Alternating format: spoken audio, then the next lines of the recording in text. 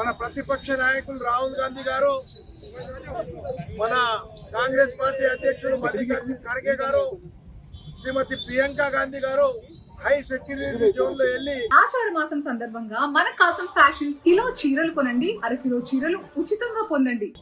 ప్రధానమంత్రి ఇంటి ముందర ధర్నా చేయడం జరిగింది.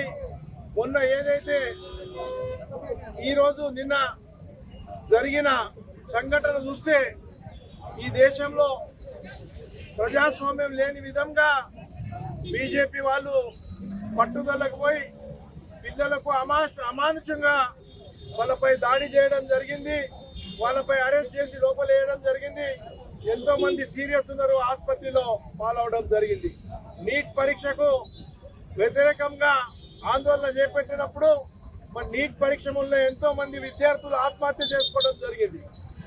దానికి అనుగుణంగానే ఢిల్లీలో మన నాయకులకు అరెస్ట్ చేయడం జరిగింది.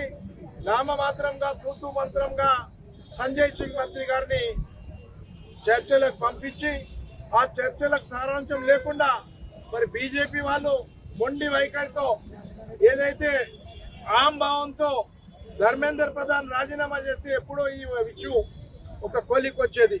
దానికి వాళ్ళు అలా చేయకుండా వారు ఏదైతే మేమే పట్టిన కుందేలకు 3 కాలనే ఉద్దేశంతో ప్రజాస్వామ్యాన్ని కూని చేయడానికి వాళ్ళు ప్రయత్నం చేయడం జరుగుతుంది.